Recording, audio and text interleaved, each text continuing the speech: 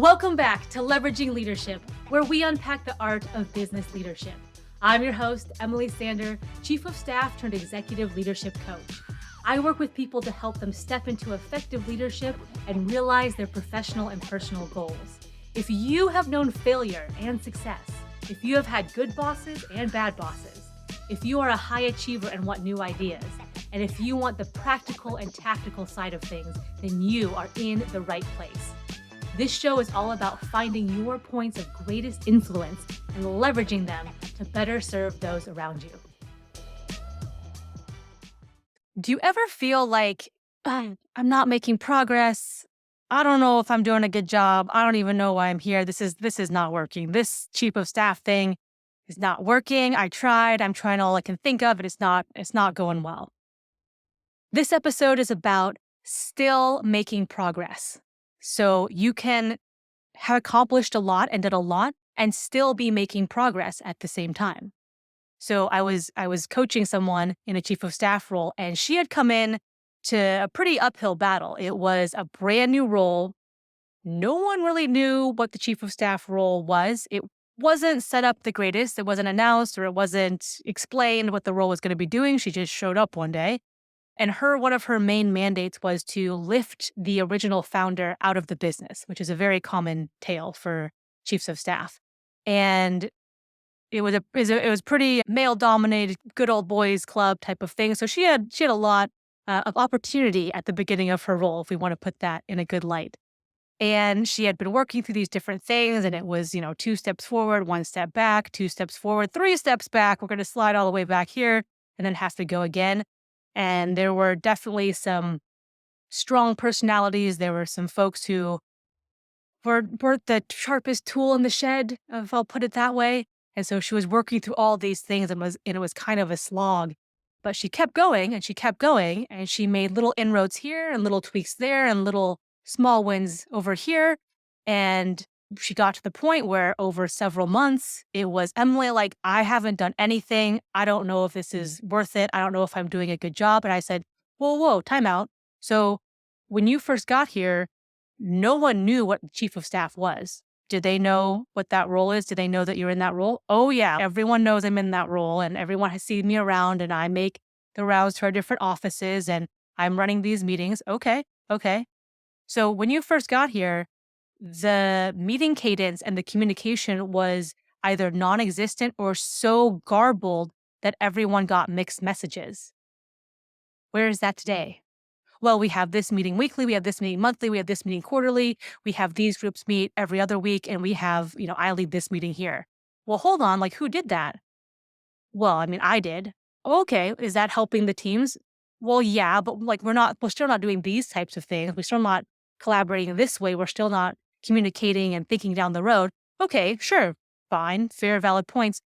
Do you have the framework and the meeting cadence in place on people's schedules? Yes, we do. Is that a good first step to get to where you're ultimately trying to go? Yeah, I guess so.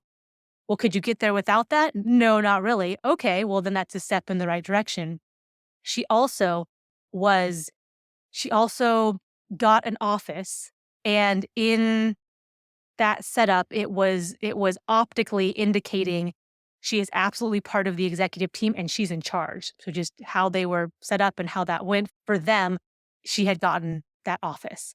And so I'm like, is that something to consider as well? Well, yeah, no, actually that's a pretty big deal. And that's, I'm actually nervous to sit in that office because it's such a big deal and people can see that. But I understand how it's important for perception and for me to have the influence and impact to the optimal amount with this role.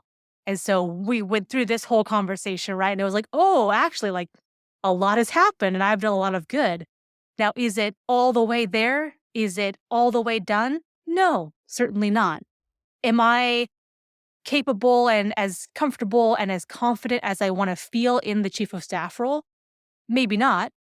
Maybe it's huge leaps and bounds from where I first started day one.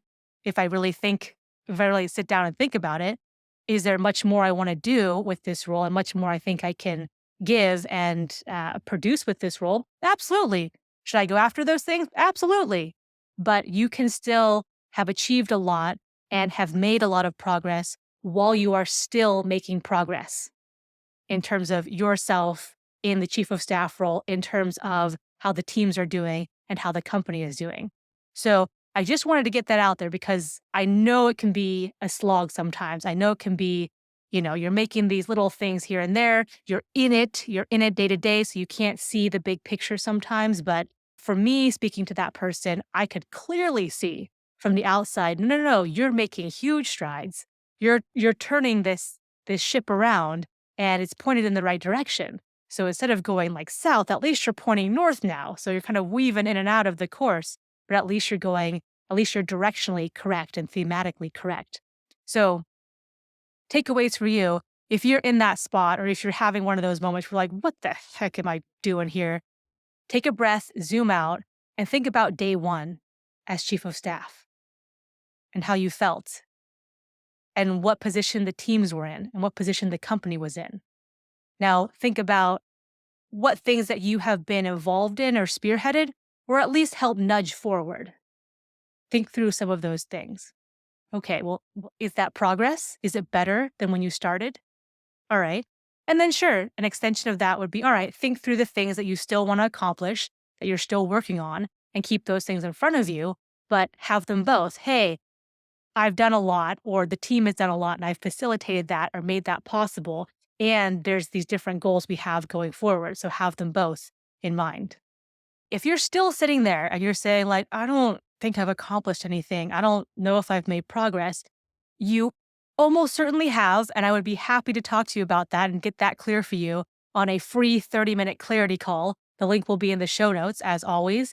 And we can talk about, all right, let's talk about your trajectory from day one of chief of staff to now and some things that you've worked on. And even if you don't feel like I didn't really contribute to that, maybe we can get clear about the things that you have contributed and maybe don't even know about, but someone looking from the outside might be able to give a different perspective.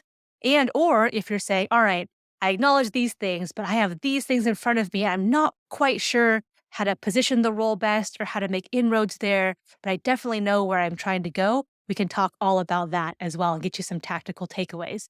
So my job is not to sell you on anything. That's not the point of these clarity calls. It's just for me to have conversations with you to help you and add value in those conversations. So check out the link in the show notes if you're interested in that. Otherwise, go forth, be good leaders, be great chiefs of staff, and I will talk to you next week on leveraging leadership. If you enjoyed today's episode, please like, share, and subscribe wherever you get your podcasts.